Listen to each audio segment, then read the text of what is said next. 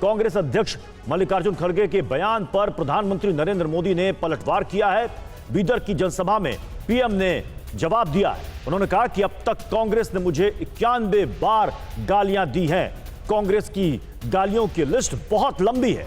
कांग्रेस को भ्रष्टाचार उजागर करने वालों से नफरत है। जनता के आशीर्वाद से ये गालियां मिट्टी में मिल जाएंगी। जितना कीचड़ उछालोगे उतना ही ज्यादा कमल खिलेगा। ये प्रधानमंत्री मोदी ने एक जनसभा में कहा है। मोदी अंदर कांग्रेस ने फिर से मुझे गालियां देने का काम शुरू कर दिया है। मैंने देखा किसी ने उन गालियों की लिस्ट बनाई है और वो गालियों की लिस्ट मुझे दी है। अब तक मुझे ये कांग्रेस के लोगों ने 91 टाइम अलग अलग गालियां दी है। अरे कांग्रेस ने ये गालियों की डिक्शनरी में टाइम खराब करने के बजाय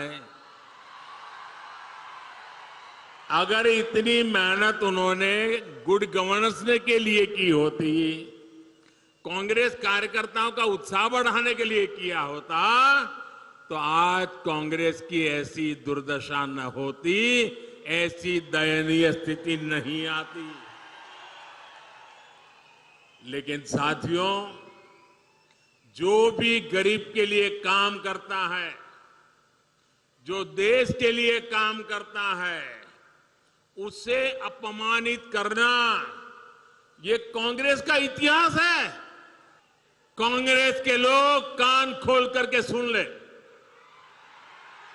आपने जब जब जिसको गाली दी है, उन्होंने आपको ऐसी सजा दी है, ऐसी सजा दी है, आप दोबारा खड़े नहीं हो पाए हैं। इस बार कर्नाटका में भी ये गाली का जवाब, इनके सम्मान पर जो चोट पहुंची है, उसका जवाब वोट से दिया जाएगा, वोट से दिया जाएगा। भाइयों बहनों, जब ये लोग मुझे गाली देते हैं, अब इतनी गालियां हो गई 91, और उनके टॉप मोस्ट नेता देते रहे, कोई ऐसे नहीं, छोटे मोटे कार्यकर्ता नहीं। और तब मैं सोचता हूं कि भाई ये कांग्रेस ऐसी पार्टी है, उसने तो संविधान निर्माता बाबा साहब आंबेडकर को भी ऐसी ऐसी गालियां दी थी, बाबा साहब को भी छोड़ा नहीं था। एक बार खुद बाबा साहब ने सार्वजनिक तौर पर विस्तार से बताया था कि कांग्रेस उन्हें बार बार गालियां देती है। और जब ये सब मैं देखता हूं तो मुझे लगता है, चलिए कांग्रेस भी मुझे इतना उन लोगों की तरह सम्मान देती है जो उन्होंने बाबा साहब आंबेडकर को दिया, जो उन्होंने वीर सावरकर को दिया, वैसी ही गालियां मोदी को दे रहे हैं। अब बाबा साहब वीर सावरकर की तरह अगर वो मोदी को गाली देते हैं तो मैं तो इसे उपहार मानता हूं।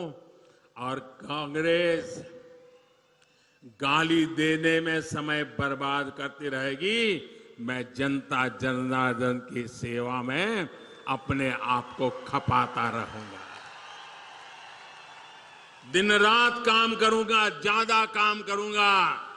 आपके आशीर्वाद से सारी गालियां मिट्टी में मिल जाएगी दोस्तों, सारी गालियां मिट्टी में मिल जाएगी। तो प्रधानमंत्री कह रहे हैं कि ये गालियां मेरे लिए उपहार स्वरूप है। हमारे साथ आमोद राय हमारे संवाददाता इस वक्त सीधे बेंगलुरु से जुड़ रहे हैं। आमोद, बीजेपी ने इन गालियों को अपोजिशन के लिए एक बड़ा हथियार बना लिया है। और अब शायद आने वाली जितनी भी रैलियां जनसभाएं होंगी उसमें इन गालियों का जरूर जिक्र किया जाएगा।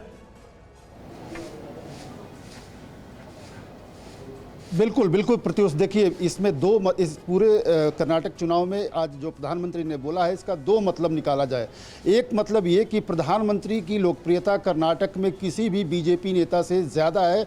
यहाँ तक अगर ये कहें कि यहाँ के सबसे लोकप्रिय नेता येदियुरप्पा से कम नहीं है तो ये कोई बहुत बड़ी बात नहीं है, क्योंकि प्रधानमंत्री की यहाँ लोकप्रियता है और उनको गाली जैसा शब्द इस्तेमाल किया गया है कांग्रेस के द्वारा, तो बीजेपी उसको भुनाने की कोशिश जरूर करेगी। और प्रधानमंत्री ने आज जो कहा है इसकी शुरुआत परसों से ही हो गया। जैसे ही मल्लिकार्जुन खड़गे ने सांप और जहर का शब्द का प्रयोग किया, उसके बाद से बीजेपी ने इस पूरे शब्द को लपका और सीधा सीधा कांग्रेस पे अटैक शुरू कर दिया। लेकिन दूसरी बात यहाँ जो महत्वपूर्ण है और समझने की है वो ये है कि प्रधानमंत्री ने आज अपने लिए 91 बार गाली देने के साथ साथ बाबा साहब अम्बेडकर के लिए भी गाली देने की बात कांग्रेस के ऊपर आरोप लगाया है।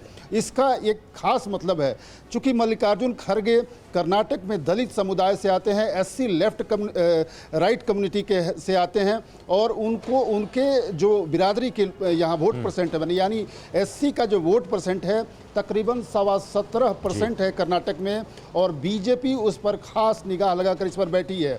और कांग्रेस ने पूरे इस घटना को एक दिन ये भी कहा कि कर्नाटक में जो उन्होंने बोला है उस पर बीजेपी इसलिए अटैक करे कि कांग्रेस के अध्यक्ष एससी समुदाय से आते हैं। तो जिस गेंद को कांग्रेस ने खेला था आज प्रधानमंत्री ने उसका जवाब अंबेडकर पे सीधे कांग्रेस के अटैक के मार्फत दिया है। तो एक तरह से प्रधानमंत्री ने आज दो बड़े इसमें काम किए। एक तो अपने ऊपर जो कांग्रेस ने आरोप लगाए या शब्द यूज किए उसका जवाब दिया, और दूसरा अंबेडकर के साथ खुद को जोड़कर एससी समुदाय के साथ अपने आप को जोड़ने की कोशिश की है, जिसका परसेंट बहुत बड़ा है, 17.25% है। प्रत्युष, बहुत बहुत शुक्रिया इन बयान के राजनीतिक मायने समझाने के लिए आमोद।